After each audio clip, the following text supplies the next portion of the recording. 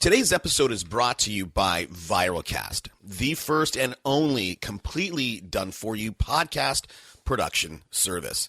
Build new relationships, create a deeper connection with your database, and get exposure to new audiences. Here's how it works. You interview influencers in your market. You start building that new relationship. Then you take that valuable content and share it with your database.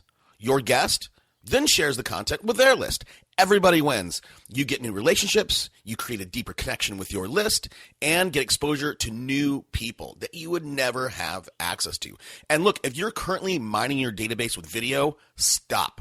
Audio is the new reality. We are living in an influence economy. Exposure is the new social capital.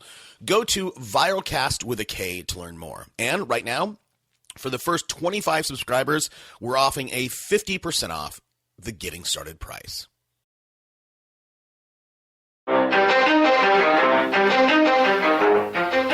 Welcome to Super Agents Live.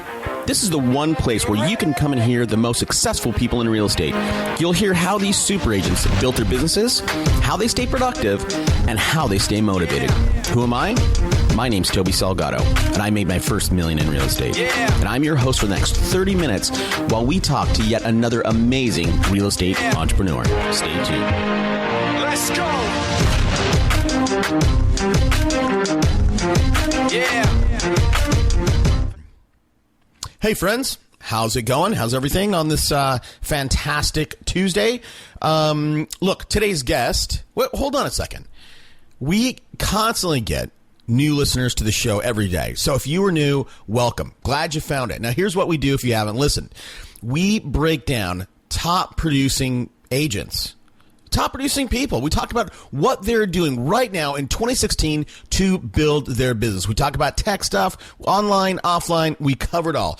Today's guest is a world-class coach. I would say in the world of coaching, there's a handful of people that I admire. Today's guest is one of them. I very much admire Bob Corcoran and the stuff that he is doing. I won't start saying names, but today's guest is none other than Mr. Tom Ferry. Now, whatever you think about Tom, right? People love him, people hate him, just like everything else. Tom is a fantastic entrepreneur, and no matter what you think of him, he has built a phenomenal business. I mean, he has 130 coaches, plus who knows how many support staff, and he's helping change people's lives. So we get into a little bit of everything. We get into sort of kind of what he likes to do, him personally. Then we get into, what he sees in the industry, what's working right now. And then he gets into some very specific tactic strategies that nobody is doing. What he brings up one thing I think is really, really amazing. And if somebody could exploit this thing that he talks about, I think probably I don't know what minute it is, but it's certainly past minute 30. So that's it. I hope you like it. I had fun doing it. Now, if you want to level up, you can go hire a coach. Sure, you can do that. You can invest in yourself that way, or you can invest in something like radio, right? That will get you leads. Bang. Come list me leads. So if you want to level up right now, inventory is tight everywhere. Getting listings is getting harder and harder. Go check out realestateradioexperts.com and fill out the getting started sheet and let's chat. All right. Hey, let's get to it. Hold on real quick. We always cover Twitter. Join the conversation. My Twitter handle is @SuperAgentsLive. Hashtag for the show is Unpack That Idea. And if you haven't yet, go to the website, superagentslive.com, download my free book, get on my list. I share stuff with my list that I don't share anywhere else. All right, that's it. Let's go. Today on the show, look, you know what? There are people, or figures, I would say, in every industry that when they talk, everybody listens. And sometimes these people can actually move markets, right? So Steve Jobs might be that guy in technology. Warren Buffett might be that guy in finance. And some people would argue that today's guest is that person or one of those people for real estate. I'm thrilled to welcome my pal, Tom Ferry. Tom, what's up, man? Hey, Toby. Thank you so much, man. And, as we jump into this, I want to just say to you and to all your listeners, they should all give you a hug. They should all give you 5 stars. They should all thank you, man, for being you and, corralling all these crazy people like myself and others to share and contribute. So congrats to you, my friend. Thank you. I appreciate it, man. Hey, so look, for those people, for those rare few people who've been living in a cage, or a cave with Bin Laden, tell us about who you are, Tom. So, God, I would tell you that I'm happily married for 23 years to the same woman, entrepreneur who started more companies than I can imagine. I'm probably the most proud when I think about my 2 children. I've got a 15-year-old and a about to be 17-year-old boy that are totally opposite and different, and I'm just embracing and loving having teenagers. I built a business with some people that I love, and we have about 130 business coaches and now about 122, I think, full-time employees. And we're just on a mission, man. I'm just one of those guys that figured out a long time ago that, I was thinking, I was having to explain, Toby, to my son yesterday that, yes, I failed basically out of 4 high schools, or was kicked out of 4, and, went to work for a family business and was very blessed in that I got to fall in love with something that I was good at, in my DNA, which is helping people and sales and marketing and coaching and consulting. And, now I'm 28, 29 years into it, and I never look back. I just keep trying to innovate and make it better and do it better and serve more customers, and kind of that's me in a nutshell. Yeah, great. And I want to talk about innovation later. But so do you think, Tom, look, you're this guy, clearly a smart guy, clearly a driven guy, somebody who has tons of energy. I'm sure that, you're in your 40s now. I'm sure that when you were 16, 17, it was double what you have today. Were you one of those kids that just didn't want to play by the rules? Is that why you got kicked out of school? Or were you just so bright that you're just like, oh, I don't need this? So I've never had my IQ tested, but we've certainly had some fun doing that with my children. I think I was the guy that figured out very early that it was fun to game the system, that it was fun to see if you could, be a leader. And as my mother always said, the challenge was, honey, you always were, a pretty passionate leader. You just led people in the wrong direction. So I was the guy that was trying to convince, his entire high school to leave at, noon and not come back and throw a party at somebody's house. So whether it was that or learning how to sell, I think I've always had that in me. I don't know if I'm the brightest guy, but I certainly try and find the smartest, best people around me, and then allow me just to do what I do best. You know what I mean? Yeah, sure. So you are, again, and I think leading. I think that ability, that talent, that. That thing, being able to lead people. You don't really need to be that smart, right? You need to know how to corral people, get people on your side, get people going towards the direction you want to get them. Do you think, Tom, did you play sports? Do you think that natural leadership that you have, is that innate, or did you somehow develop that along the way? It's funny. I just did a company-wide meeting for our internal team, and that was one of the questions that somebody asked. They were like, were you always this way? And I have to be honest, Toby, I'm almost somewhat offended by the question. No, I wasn't born like this. I had to work my ass off. My first coach, Robert Stover, my third coach, Robert Stuberg, my first coach, Robert Stover, had me writing 60 NLP language pattern sentences every day for 18 months, because he knew that passion and enthusiasm would only get me so far, that at the end of the day, if I was going to be, whether it's in sales or in leadership, that language would matter. So I earned that. I did the work, and I continue to do the work today. So, no, I don't believe that I was born to do it. I do think that, energy was always something I had, but it was always focused in the wrong direction. Yeah. So, to me, a leader is just someone that can create a vision that inspires everybody else around them to say, I can see myself inside that. And then you find the talented people and you give them the tools and the resources, and then you let them go do their thing, as long as it all works out inside the right sandbox. So, I don't know, I get excited about this conversation. The first part is, no, I earned this shit. Yeah. I had to work my ass off to become this way, and I still do, which tells me that every person listening right now, even if they like me, they don't like me, they've never heard of me, I don't care. What I know is this: everybody has it in them to get better. Everybody's got it in them. And the great sort of cardinal sin is to wake up a year from now and be the same person. Yeah. That scares me to death. It's all about putting in the reps, man. And I'll tell you, I have a somewhat similar story. I mean, I was in college, 22 years old, I would be, my buddies would come back home at 2:30, 3 a.m. and they'd open my door because I didn't go out with them. And I was, I'd be reading Tony Robbins, right? And then, I put in the reps early. And now, like people go, Toby, you have it so easy. And I'm like, yeah, but I've been doing this for 30 years. So speaking of that, I definitely, whether it was me reading Tony Robbins or you, writing these, NLP statements, we both wanted to find success. We both have found different measurements of success in our lives. But let me ask you, Tom, for you, what is success to you? What does that mean to you? I don't know if I have a clear enough definition for like what success means. I will tell you that what matters most to me, so, if I thought about my values, that would probably ultimately shape my success. It's number one that, myself and my family are healthy, right? That at its core, my wife is a, 30-plus year vegetarian, and, I am her constant science experiment. Honey, try this, do this herb, see how this makes you feel. My boys were, basically banned from fast food for the first 12 years of their lives. Like they ate tofu every day and broccoli. So health and vitality, exercise, the right mindset is super important to me.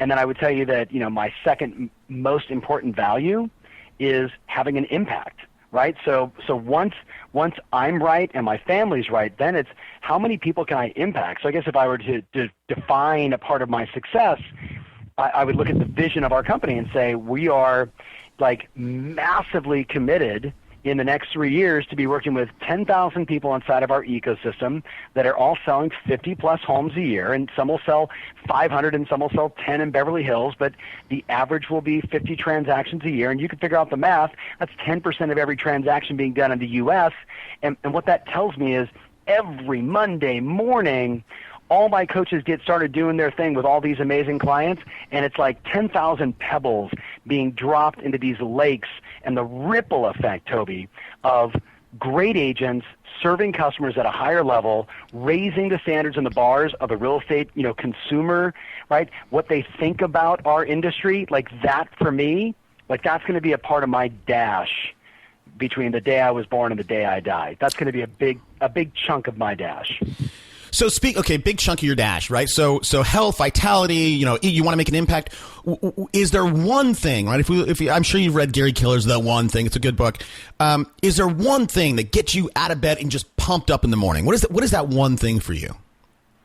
I actually didn't read Gary Keller's book because I think One Thing is totally full of shit. I've heard you say that before.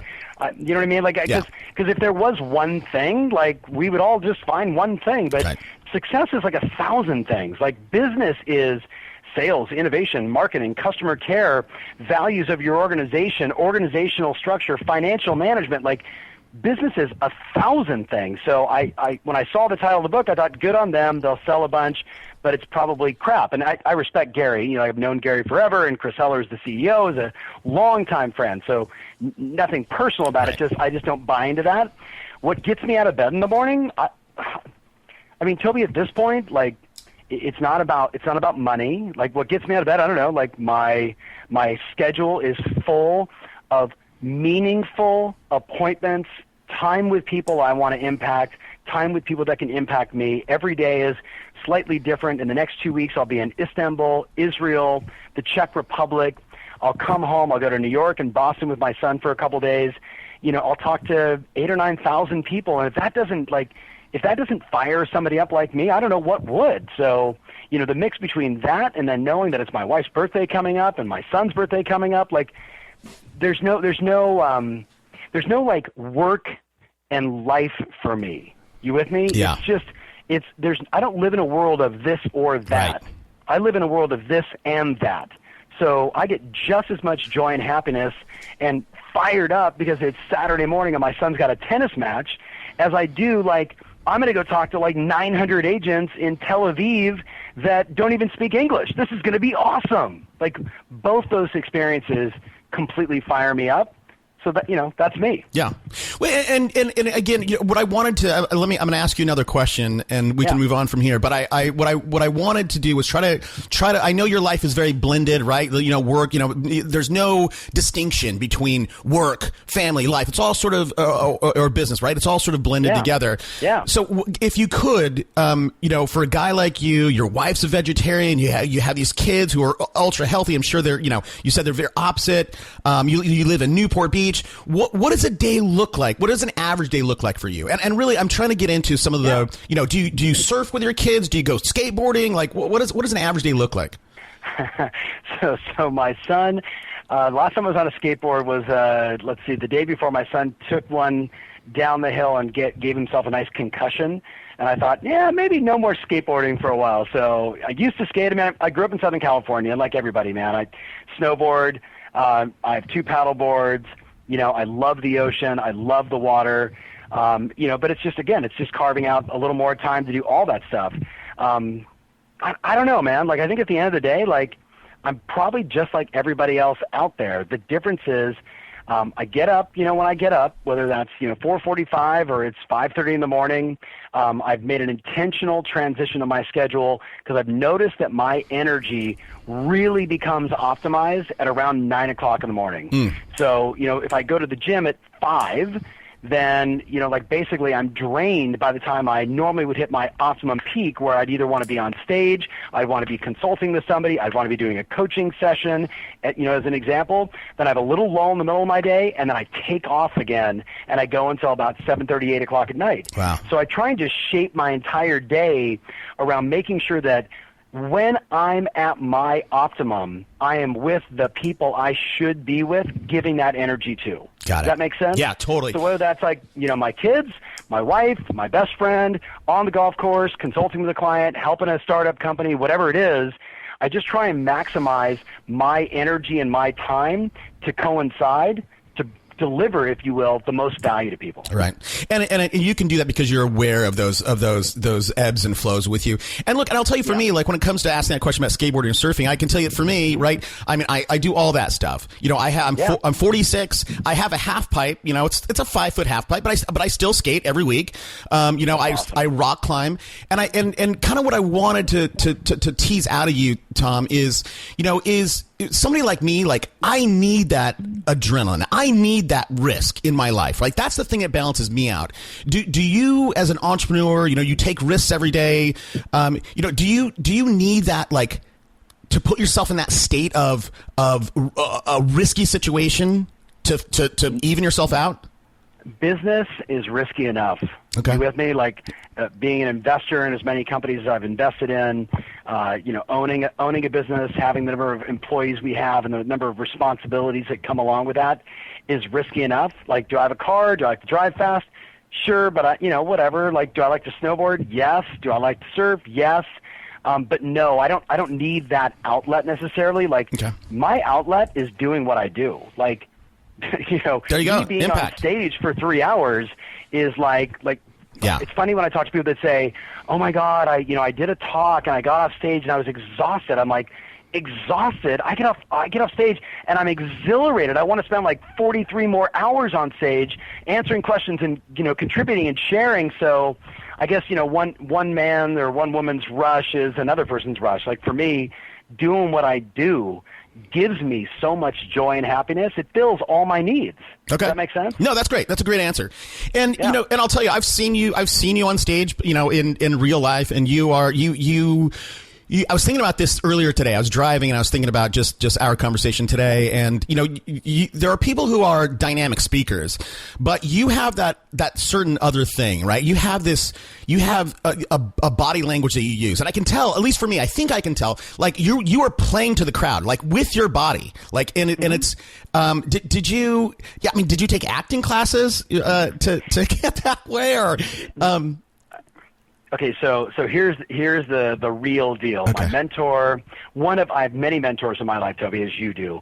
One of my mentors, who was my first and true speech coach, a guy named Ron Arden, who lived half the year in San Diego and half the year in South Africa. This beautiful little 5'2", gentleman's gentleman who I remember sending, this is dating myself, a VHS of me speaking. And I was referred to him by Brian Tracy, who I'm sure you know that name, another one of my mentors, a motivational speaker, author, writer, yada, yada. And I remember seeing Brian speak, and I knew his old sort of robotic way, and then I saw him over the course of 2 years transition to just having more fun on stage and being more fluid. And I was like, man, like, what did you do? And he's like, Ron Arden.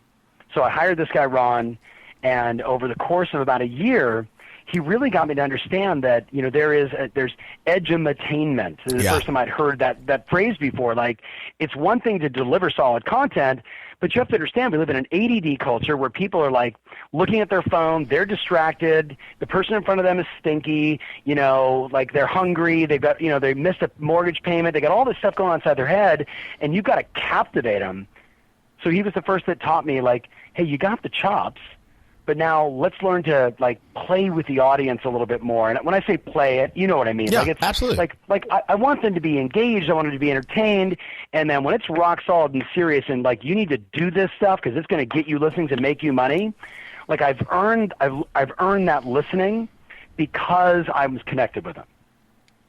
Yeah, so yeah. Ron Arden, hands down, extraordinary. Read his book; it's unbelievable. He wrote one book and one book only with Brian Tracy. I believe it was called The Power of Charm.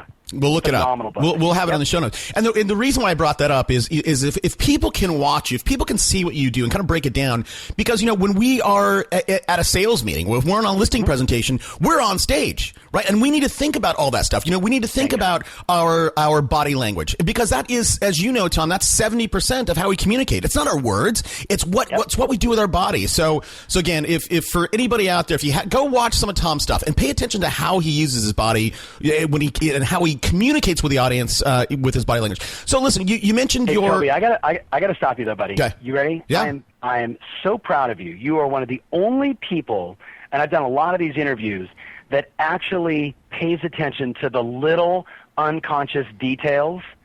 And I'm just telling you, like, first of all, thank you, because I take it as a sincere compliment from somebody that I respect and trust. So thank you. Welcome. And your advice is dead on. And I'll tell you, that is why I went out and saw every speaker on the planet growing up as a kid, because I was looking for, why does Tony Robbins do that? Why does Zig Ziglar do that? Why did Martha Stewart say it this way? What kind of pause? What was her language pattern? How did they move their body? You watch those little details, and you're exactly right. Two agents go on a listing presentation.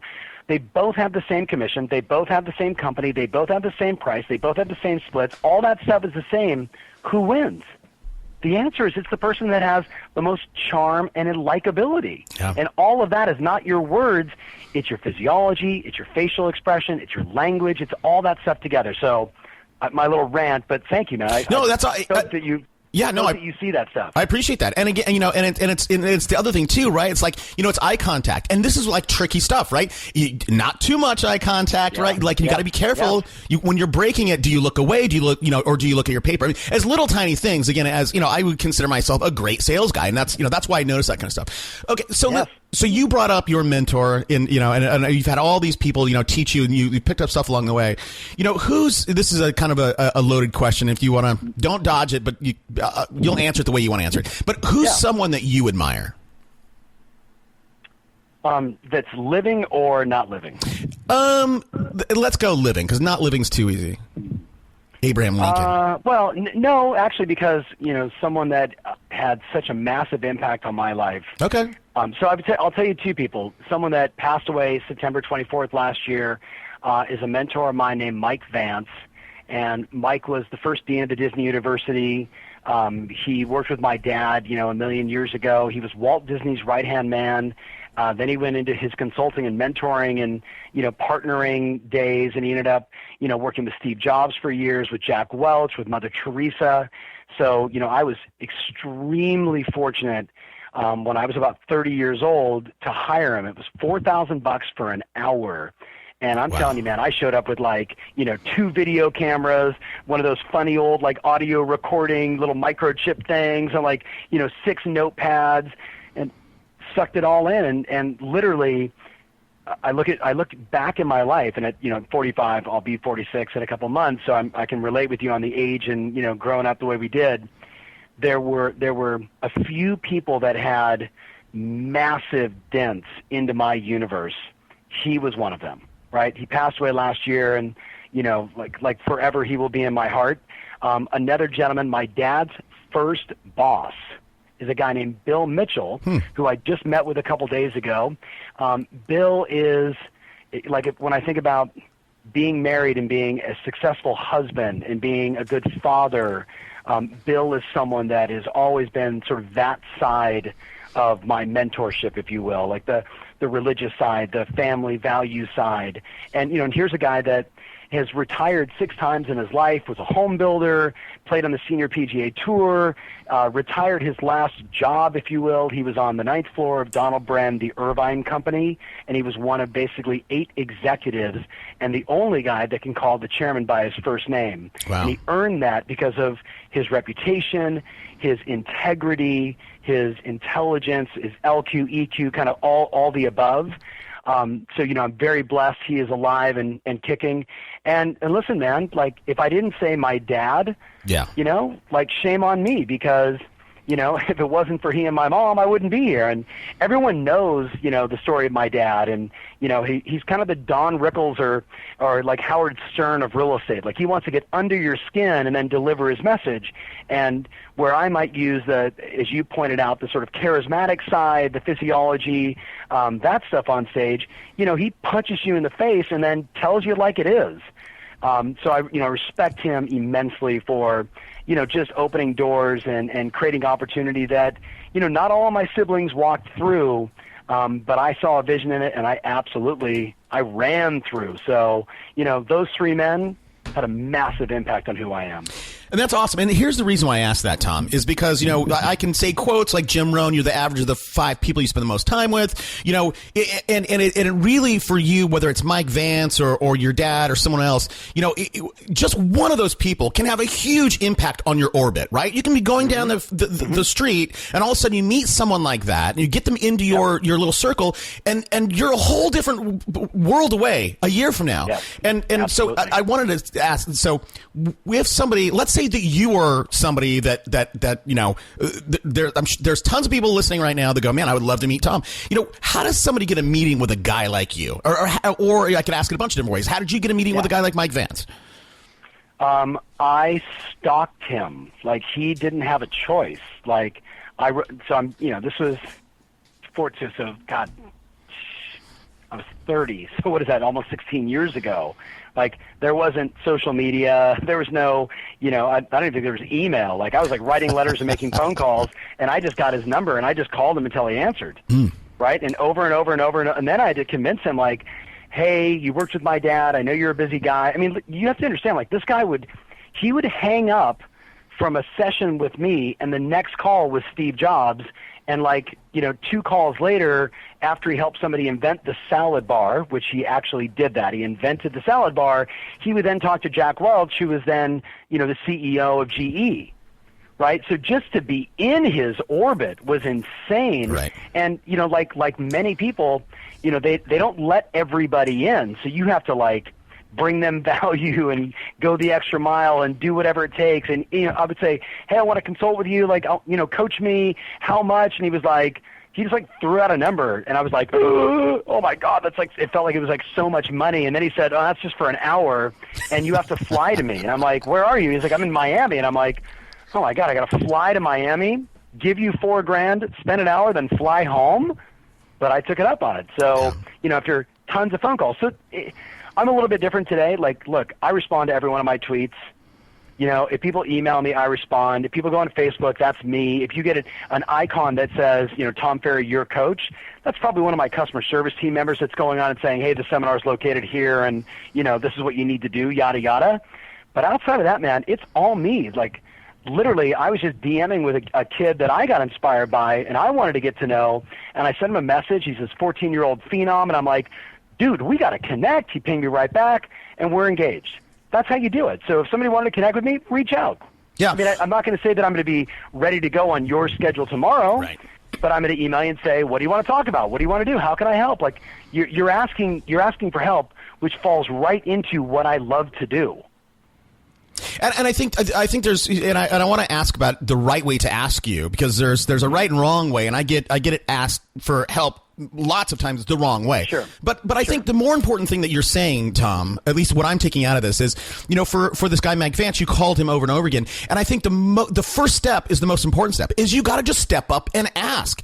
And if people listening just ask, you would be amazed at what would happen. And I do this with my kids all the time, right? Like, so I ask for stuff, and I try to make them ask for stuff. And again, this could be something, you go to Nordstrom's and ask for a discount. And you know what? Like, I'll get it.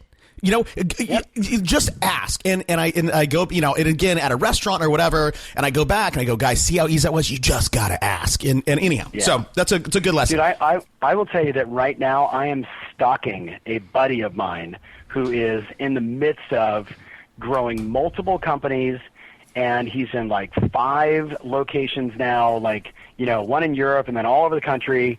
And, if I email him, he emails me right back. I'm like, dude, I need you for 90 minutes. And he's like, email my assistant. I have been emailing and following up on this for 45 days. And he just emailed me finally this morning and said, hey, can you be in New York City on this day at this time? Like, I still do it. If I want information, or if I want to get better, or like cut off years of a learning curve, I'm still doing the chase. So anybody that's listening, like, hey, it never stops. You never get to the place where, like, you know it all. So you got to keep finding that person that can help, cut out the learning curve, get you the information you need, get you over the hump. Like, that's the game. Absolutely. Well, and I mean, how did you get, your buddies with Gary Vee? And I'll tell you a quick story, right? So I wanted to just for the record, that's who I was talking about. Oh, got it. Okay. How funny. Well, I'll tell you, man. So I've met Gary in person multiple times. Mm-hmm. I've traded emails with him. He doesn't know me. Maybe he'd go, yeah, I kind of remember that guy. But there was one week where I got like 3. I know a lot of people who know Gary, and I got like 3 intros to him, and it was like in 1 week. And I was like, Gary, come on, this person, you gotta come on my show. And I learned something. And again, he didn't. He's like, maybe in 6 months. And I was like, dude, I'm not. Yeah, and me, I was arrogant. I said, yeah, forget it, dude. Like, you're missing out, not me. Stupid. Yeah. I didn't tell him that. Okay, but so anyhow, that's interesting. Well, look, let's talk about real estate. You are a guy that, you push people, you're pushing this industry. You're wanting to create a better experience, for your clients, and for them to serve their customers. Where do you see, Tom, real estate going in the next 18 months? Man, in 18 months? So in what respect? Like, if I was talking with my buddies at Keeping Current Matters, Steve Harney, aka the Oracle. Well, answered. Right? However, I don't know. I mean, look. I mean, we've been tight on inventory for a long time. We're still very tight, although we're starting to. Instead of 3.2 months, we're seeing 3.5 months. What's going to. The interest rates are definitely going to go up because of there's macroeconomic issues at work here. I mean, how would you answer that? Where do you see real estate in the next 18 months? So I will tell you that there's 7 trends that I'm keeping the vast majority of our clients focused on.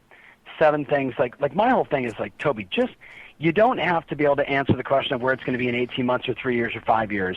What you need to do is you need to be like 25 steps ahead of your competition. And if they just stay 25 steps ahead of their competition, and even if they're not first to market, if they're second with authority, like hard, like, hit it harder than anybody else, like, that's okay. So the stuff that I'm stressing is, number one, we've got a trend called commission compression that is going to continue. Like, the average commission is going to continue to drop, and yet storytellers that can articulate a measurable, valuable message, right, they're charging whatever they want.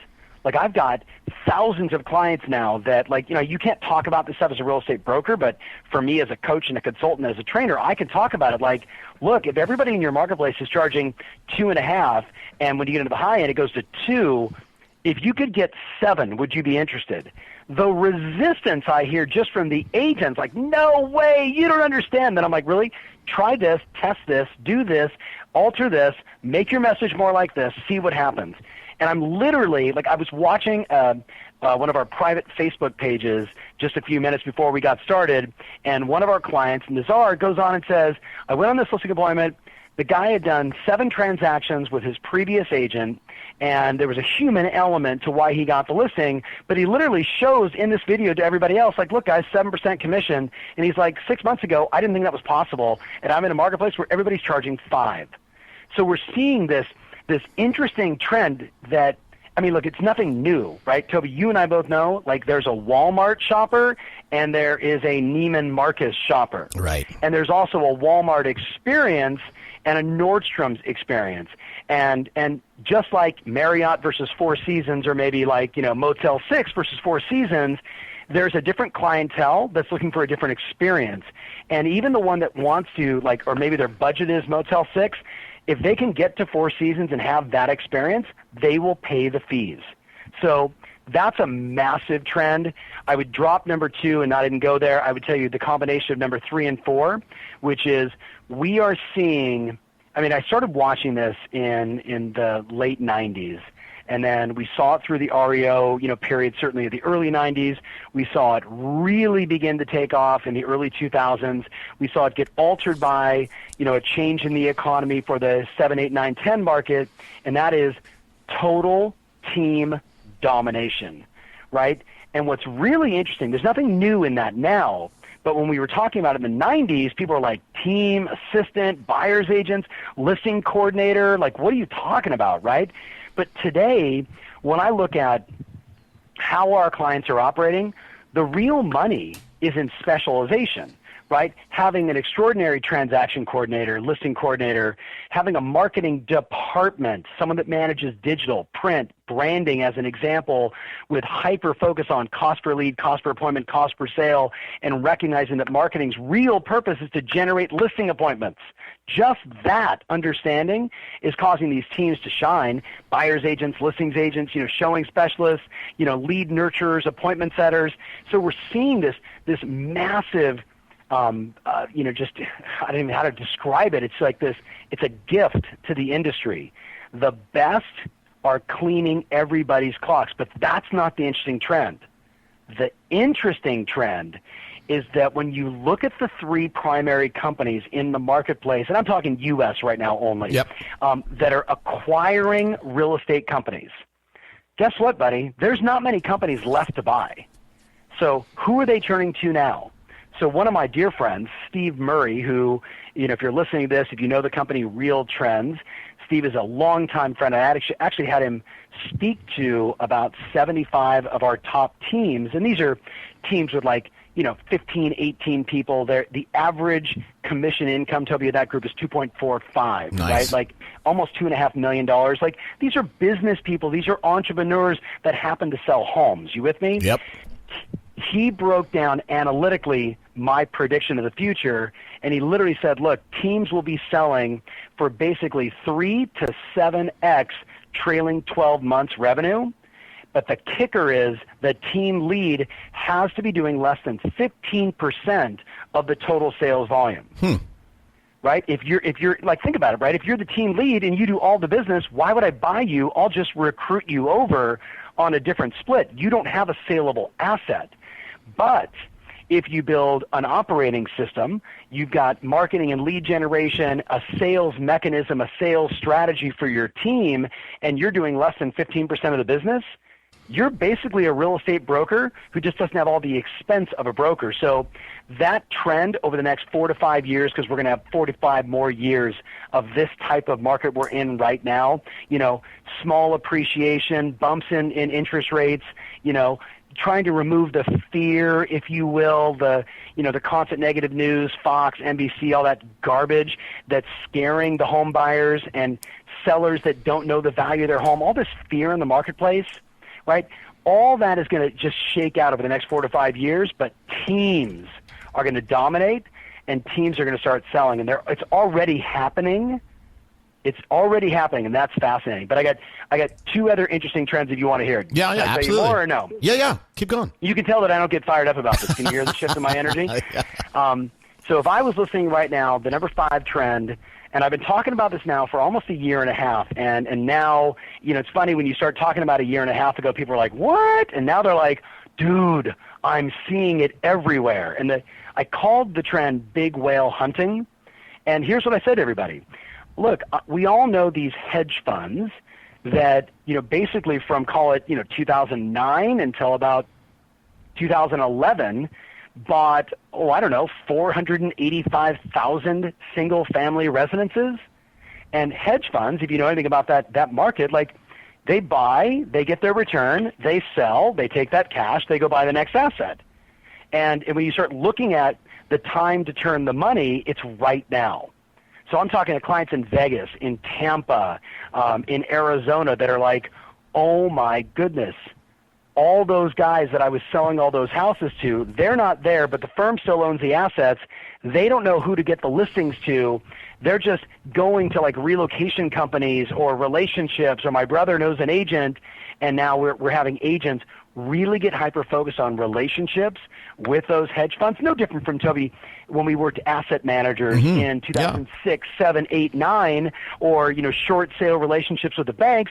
It's the same exact process. So not everybody can play there because not everybody has the swagger to go fly to New York and meet with Blackstone or to find all the smaller ones that only own 2,000 homes, right, and basically arbitrage those relationships into 25% referral fees for agents all across the country, and you just control the ones in your marketplace. So that's a big one. That's really interesting, because I'll tell you. So go back to 08, 09. Like I was flipping houses then, and I wouldn't do a flip unless there was at least 60 grand in it, right? So I was getting 60 grand to 120 grand on single family homes, and all of a sudden you get into late 2010, 2011, all these hedge funds came in, and what would happen was they were just buying it. So they don't need 60 grand, right? They need 10 grand, and that's fine. They'll buy and hold, because most funds, if for you and the people who know about funds, most funds are about 8 to 10 years. So that's funny. I didn't really put the two together, but I think you're 100% right. Those guys are about to turn that. Very interesting. Like for the person that was like, I don't care about this Tom Ferry guy, and who cares if he surfs or doesn't surf, but they need to be on that shit. like if they're, if you're a business person today and you're sitting there saying, hey, there's no inventory.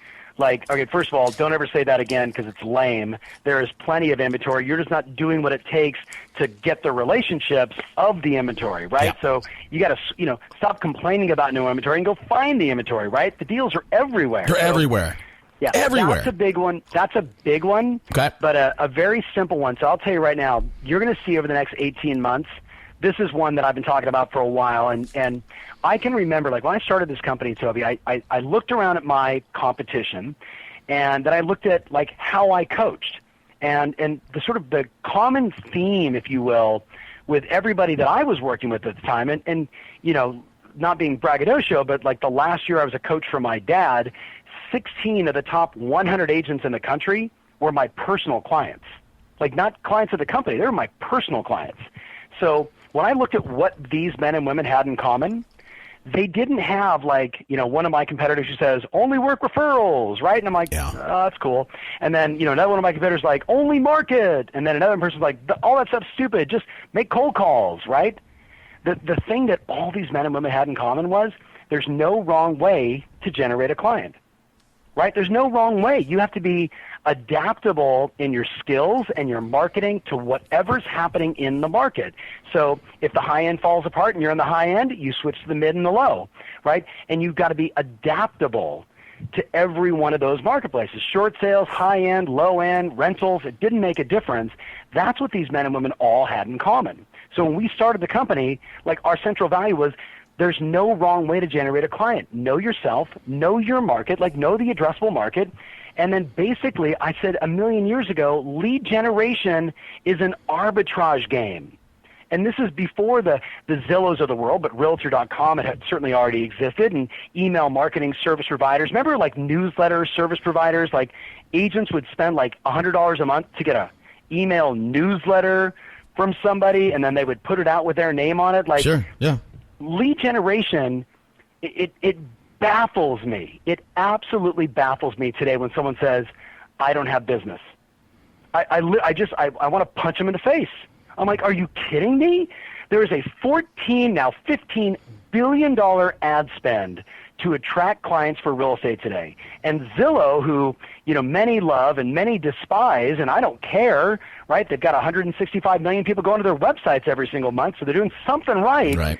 Like, you can get leads from them. You can get leads from Boomtown. You can get leads from a dude sitting with a sign in front of your office going, want to buy a house? Arrow here. Like, smoke signals, email, direct mail. There's no wrong way to do it. Right. But that's not the game anymore. The trend now is all the money's in conversion.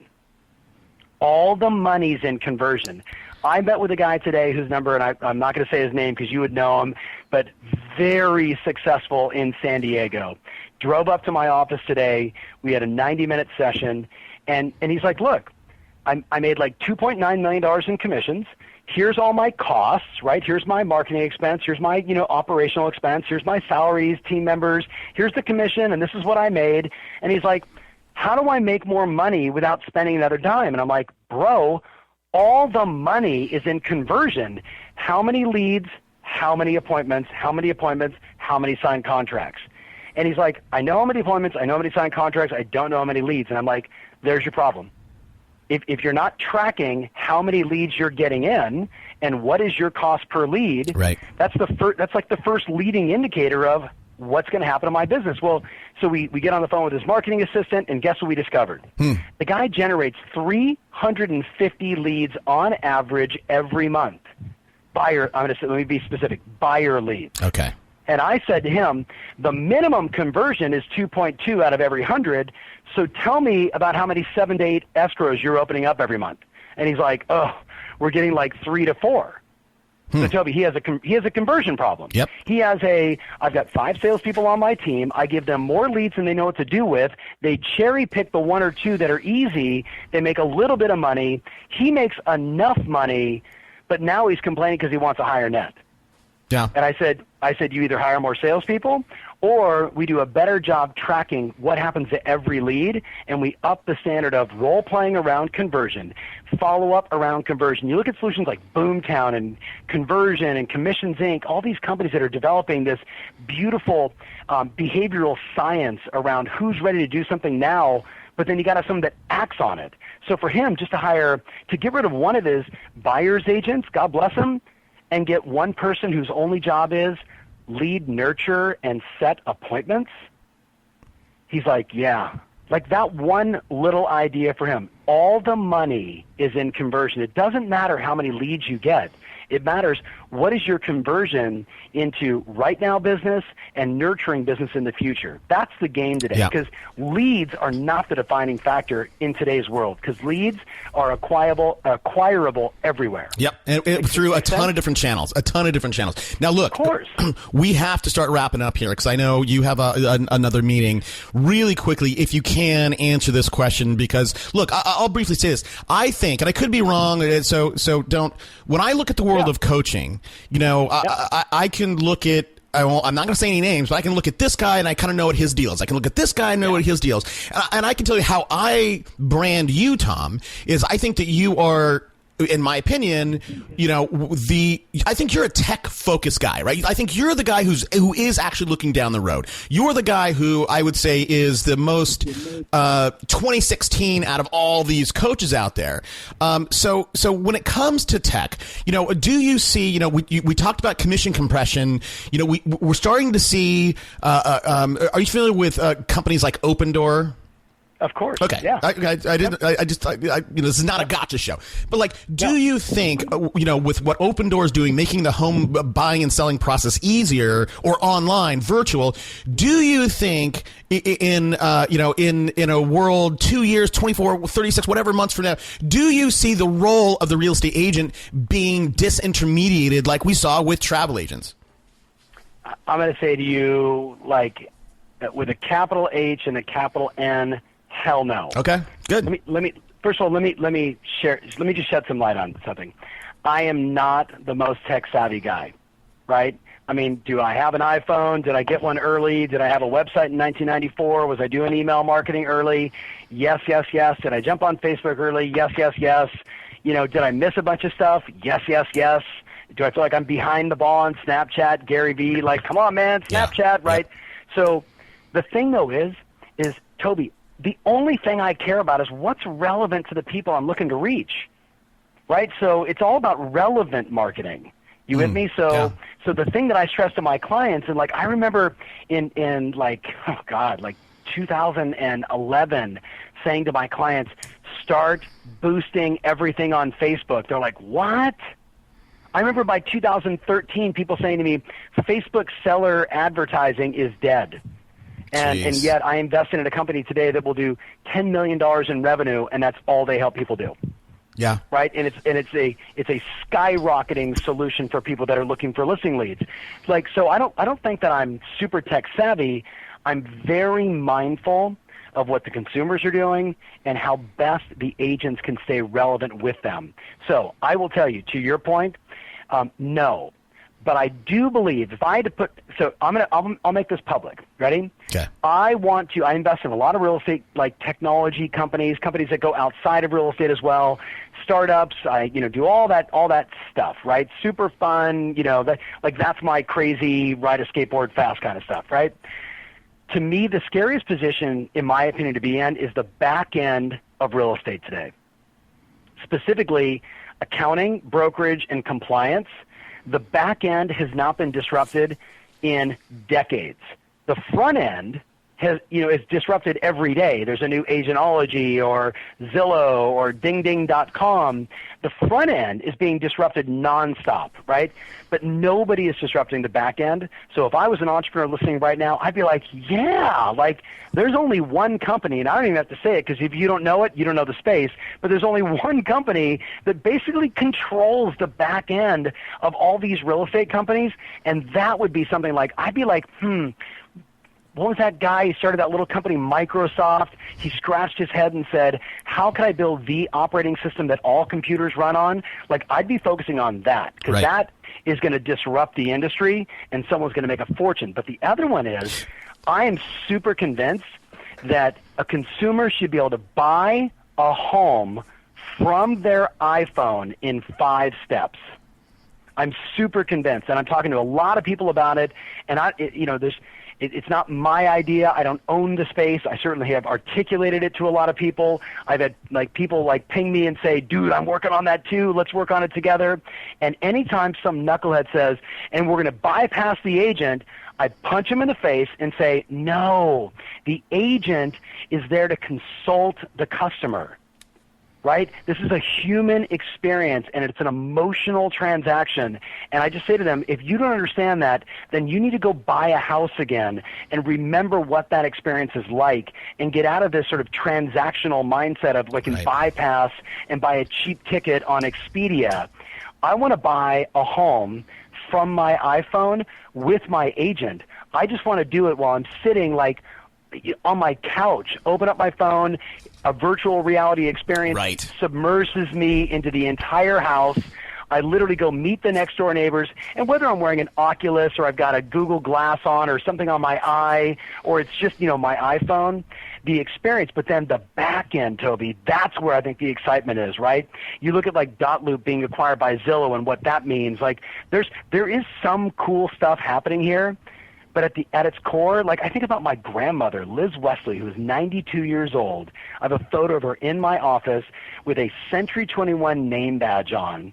She was slinging real estate, driving her Trans Am. I can remember when she retired from real estate, 1978, dude, in Huntington Beach, California.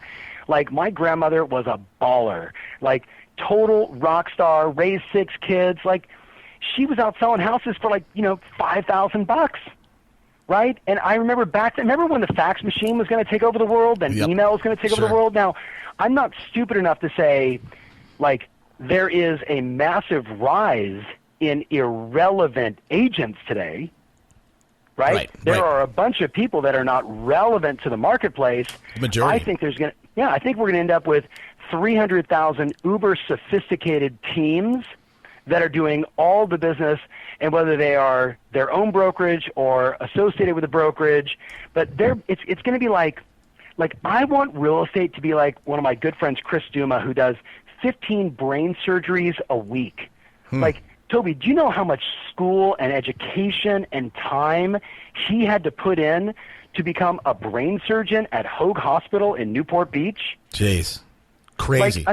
think about it, dude. Like, you get your real estate license, you pass a couple tests that have nothing to do with selling houses, just trying to avoid lawsuits, and then you get in the business and there's an 87% failure rate. You don't see that with doctors. That's how important the profession of real estate is, in my opinion. I just want to raise the standard. I don't see us being like taken out of the business. I see the best agents becoming even more valuable to the transaction. Being elevated. And I think one of the things that people miss is, and I'll let you answer this stat, but we as real estate agents, I mean, what's the number? What percentage of the GDP do we as real estate agents move every year, Tom? Okay, so I've heard the number as high as 27%.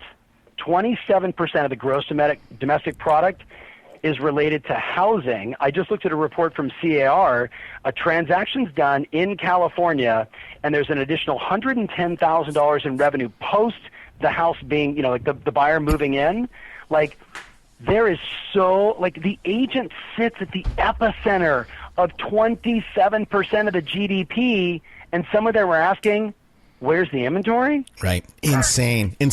Look, crazy. Again, it's crazy, dude. And we gotta, there's so much else I want to get to.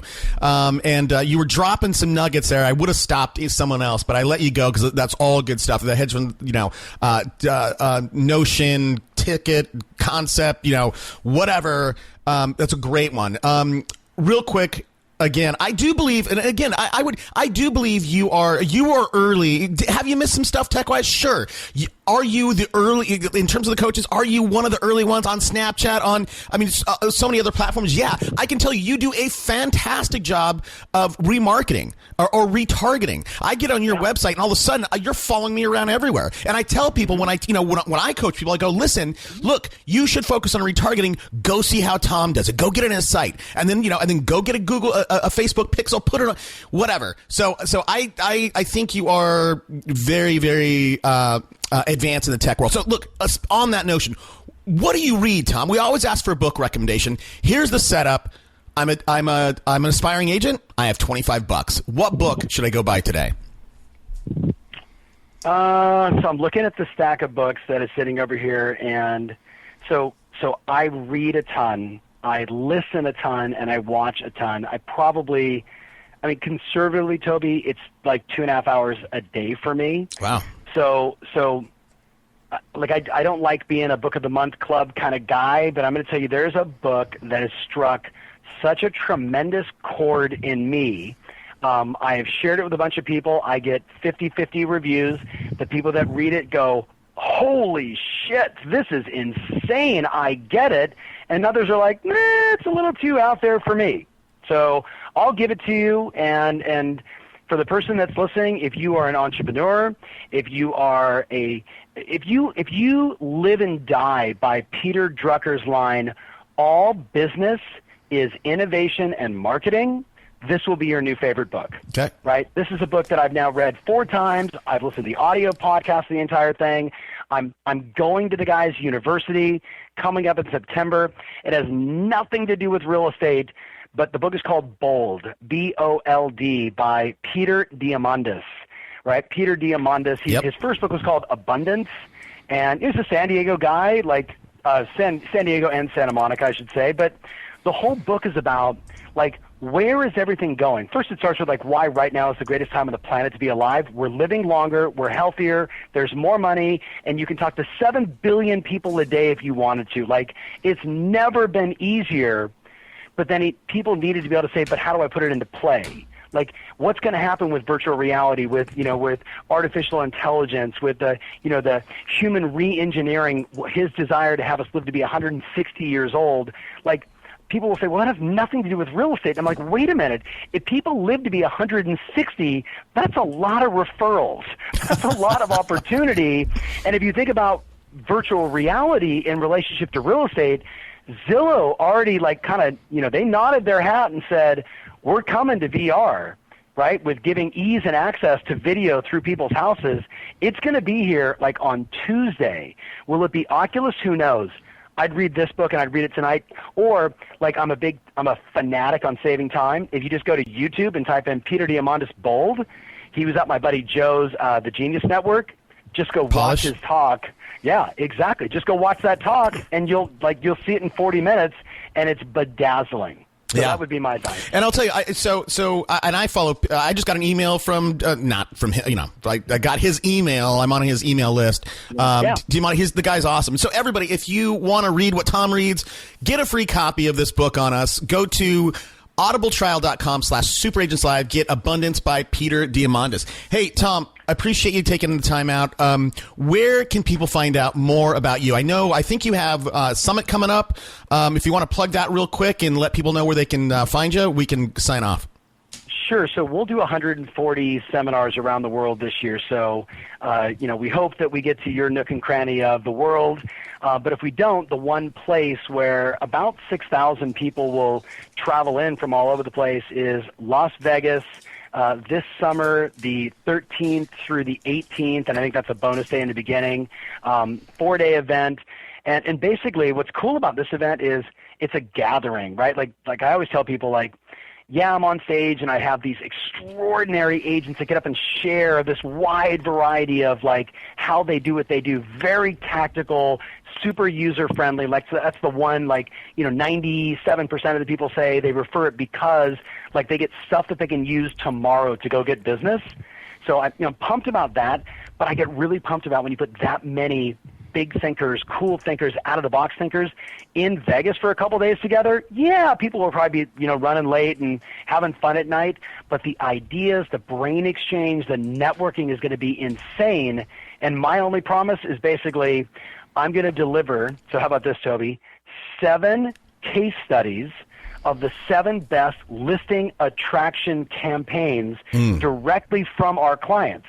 So I've got hundreds of these case studies that myself and our learning circle leaders and our coaches council and our coaches are going through to dissect, what are the 7 that anybody could use basically in any marketplace, from zero budget, cost, to, to maybe tens of thousands of dollars, but every one of them generates a minimum of $100,000 in commissions.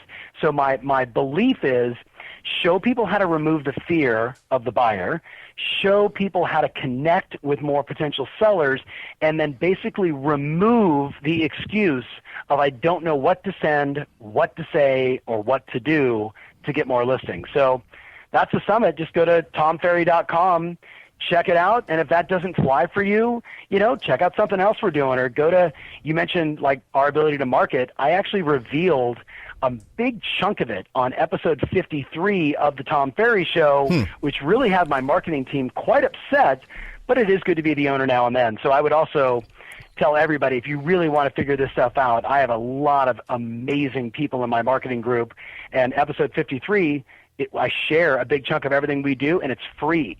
That's awesome. I'm going to go check it out. And look, and for everybody who's on the fence, I think that Tom has been pretty, transparent about, he's willing to bet on himself, right? Whether it's Mike Pence spending $4,000 for an hour, if you don't have enough business in your life and you want more, and you want to, as Tom said, right, it's all a conversion game. Go to the summit, spend the money. It's a couple of bucks, and see what you learn there. We can all learn more. Hey, Tom, thanks, buddy. I know you're busy. I appreciate you taking the time out. Thank you, man. And again, as we started this, Toby, and I know we got a couple minutes beforehand, I want to thank you from all of your listeners and the industry. I mean, you have a very special gift, buddy. You get all these cool people to just share, and you keep it very real, and you're very easy to talk to and to share ideas with. So just thank you, man. Thanks, Keep buddy. up the great work, and I hope that 2016 is your absolute best year ever, buddy. I think it will, and I want to pick up where we started and share with you exactly what we're doing. I'd love to get your head on it. So, all right, man. Hey, go get him. I'll talk to you soon. Thanks, guys. Take care.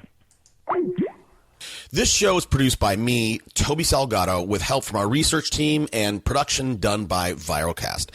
If you're building a team and want to make sure you're doing it the most efficient way, reach out to Corcoran Coaching. They coach 83 of the nation's top producing teams. And for our listeners, they'll give you a free business evaluation. Send an email to Bubba at CorcoranCoaching.com and let them know I told you guys to call.